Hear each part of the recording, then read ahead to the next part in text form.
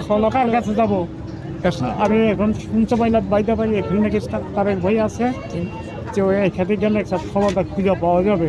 রিক্সাতে আসছিলাম আর ওই দিকটা পুলিশে আপনার ধাওয়া করছে, এদিকটা ছাত্ররা ধাওয়া করছে।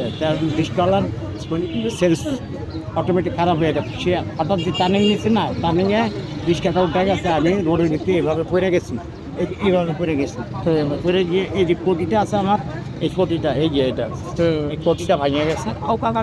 ভেঙে যাওয়ার পরে আমাকে বাসায় নিয়ে ওই যে কোনো ডাক্তারখানায় আমাকে ট্রিটমেন্ট দেয় নাই, না দেওয়ার কারণে আমাকে বাসায় নিয়ে গেল। বাসায় গিয়ে আমি আর উঠতে পারি না, আস্তে আস্তে আইতে আবার সঙ্গুতে আসছিলাম। সঙ্গুতে আসার পরে স্যাররা আমাকে ভর্তি করে নাই। এবার পুরাতন রোগী আমরা ভর্তি করি না। আমি বহুত জিজ্ঞেস করছি ওনাদের, স্যার আমি কিছু চাই না, আমার ট্রিটমেন্ট আপনারা করে দেখ স্যার। আর বলছেন যে সরকারি যে কোনো মেডিকেলে গিয়ে আপনি ভর্তি হন, এখানে ট্রিটমেন্ট দেবেন। এখন আমি কোন সরকারি মেডিকেলে যাবো স্যার? আমার কাছে তো কোনো টাকা পয়সা নাই, আমি অর্থহীন গরিব মানুষ, অসহায় মানুষ। আমার নিজের আত্মীয় স্বজন আমাকে দূরে ঠেলে দেয়, আমি কী করবো? এখন কার কাছে যাবো?